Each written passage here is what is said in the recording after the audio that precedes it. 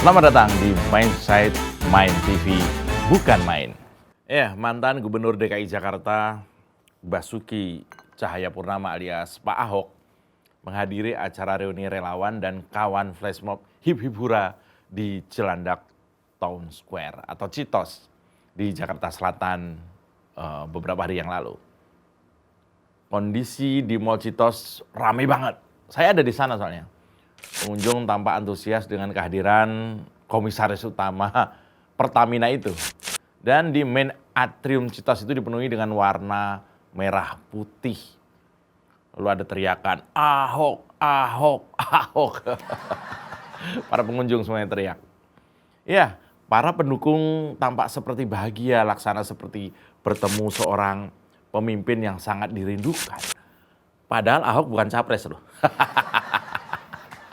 Nah, dalam sambutannya, Ahok memberikan sindiran yang kalau direnungkan nggak cuma ada benarnya, tapi bisa dibilang benar banget. Kira-kira dia bilang begini, saya masih ingat sih. Dia bilang gini, tapi kita bersyukur 5 tahun Tuhan izinkan kasih ke orang yang pintar ngomong untuk kerja. Gitu kata Ahok ya, kira-kira gitulah. Langsung aja penonton tuh riuh ya. Tepuk tangan, teriak-teriak, aduh. Itulah kalau orang ketemu Ahok begitu. Nah, pada kesempatan itu, Ahok juga bilang kalau dia tuh sekarang jauh lebih sehat, jauh lebih tertata. Ya, mungkin karena sudah ada Mbak Puput ya. Iya, Ahok bener loh. Ahok tuh bilang kalau dirinya tuh lebih sehat setelah bisa menerima kekalahan. Ini penting banget sih. Saya jarang dengar orang yang bisa bilang dengan terus terang di depan umum bahwa saya menerima kekalahan. Sebuah sikap yang sangat jarang ada di Indonesia, sportif. Jadi ketika Pak Ahok sudah bisa menerima kekalahan, sekaligus kenyataan bahwa dirinya harus tersingkir dari pertarungan demi kursi DKI 1 dan DKI 2 yang dimenangkan oleh Anies dengan cara yang sangat tidak fair, terutama oleh kelakuan para pendukung dari pihak pemenang terutama. Bagi saya, munculnya Ahok kembali di pentas, ya sebut saja pentas politik, happy-happy ya kayak kemarin itu apalagi dengan menemui para relawan yang sekaligus adalah pendukungnya, bukanlah tanpa maksud atau hanya kebetulan aja. Ucapan Ahok itu menjadi contoh yang baik karena negeri ini disuguhi pemimpin daerah yang jago omong, tapi nggak becus kerja. Ini kelihatannya seperti pemanasan buat menyadarkan masyarakat bahwa sebenarnya ya Anies tidak pantas memimpin negeri ini. Masa orang yang nggak bisa kerja disuruh memimpin negara, kira-kira begitu ya. Mungkin ya, saya tafsirkan ucapannya Ahok itu seperti itu. Nah, kemungkinan berikutnya munculnya Ahok di hadapan para relawan bisa dianggap sebagai tes ombak buat mencermati respon para relawan, juga reaksi para lawan dari lawan ya, kebalikan atau lawan dari kubu Ahok, gimana reaksinya. Cuma kalau lawannya seperti Novel Bakmumin dan kawan-kawan dengan kelompok kurang bergunanya, Ahok pasti ketawa sampai mules karena lawan yang model begitu nggak pernah berkembang dalam kualitas serangan politiknya selama 5 tahun terakhir. Gitu-gitu aja. Ingat kan demo kemarin yang datang nggak seberapa banyak itu. Tuntutannya sama. Bahkan sablonan spanduknya aja sama. Saya perkirakan lauk nasi kotaknya juga sama itu. Aduh, ya. Munculnya Ahok bisa pula dimaknai sebagai isyarat kalau Ahok tampaknya siap untuk kembali bertarung. Meski bukan dirinya yang akan maju sebagai pilihan pada Pilpres 2024 nanti tentu saja.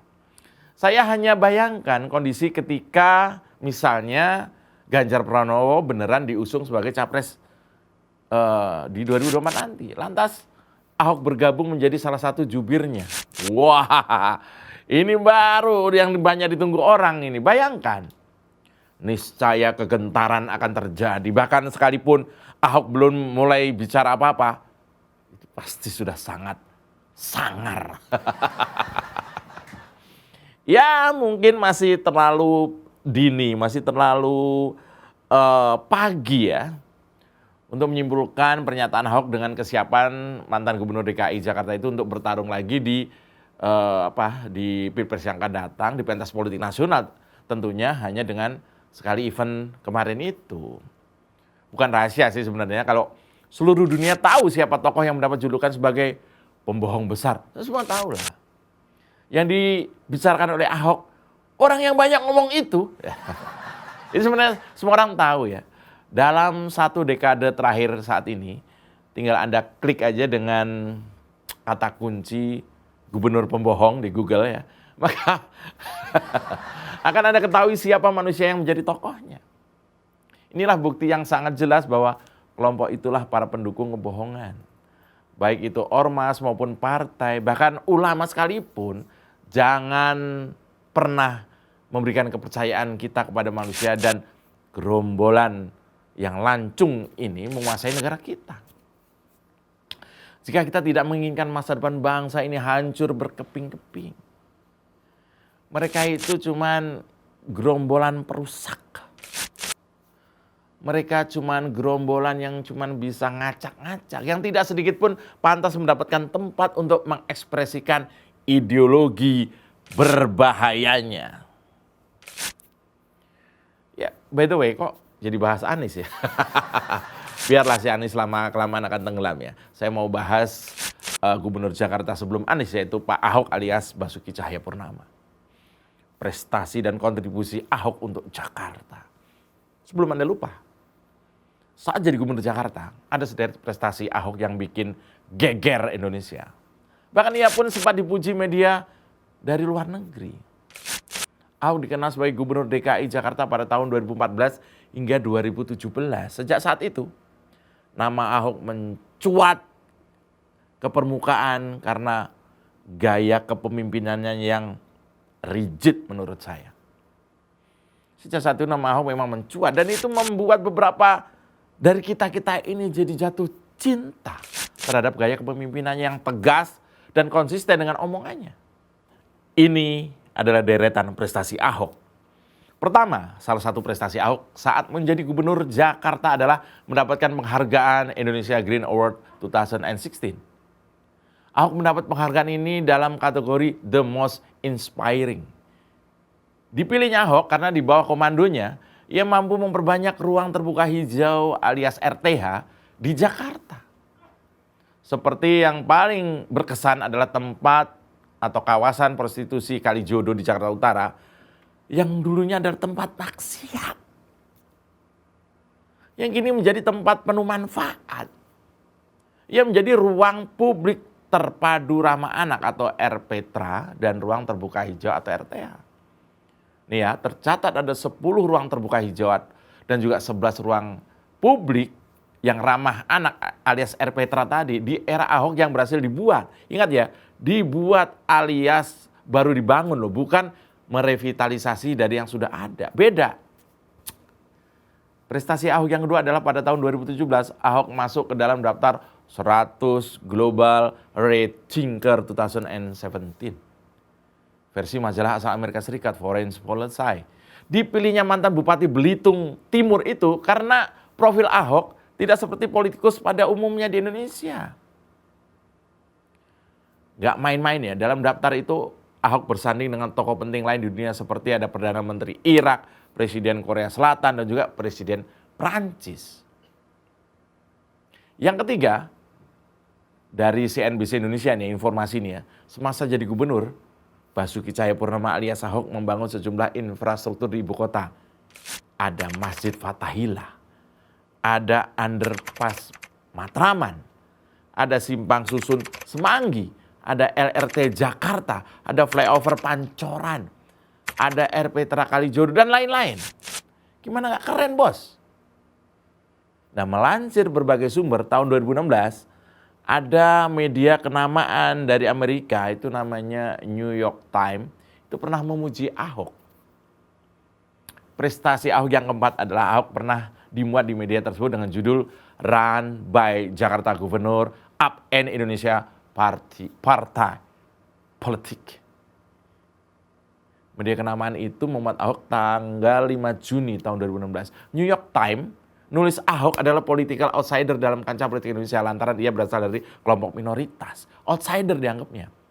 Ahok yang beragama Kristen dan beretnis Tionghoa sanggup membuat geger sistem politik Indonesia karena pada Pilkada 2017 ia maju melalui jalur independen, bayangin.